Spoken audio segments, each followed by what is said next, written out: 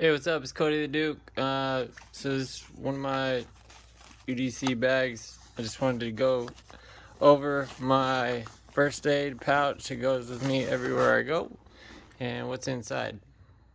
So it is first aid essentials. Not sure who makes it. Alright, I've added a lot to it. Let's see, it's just some leftover beef jerky.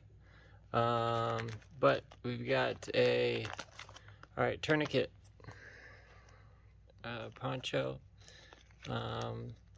bunch of other stuff, some burn gel. Oh god, we're not gonna have enough time. Ice pack, all sorts of stuff, and let's see, quick clot, a bunch of bandages. Anyways, it's important. I'll do a deeper dive, but to have something like this with you at all times. Thanks, Cody the Duke. Have a good one.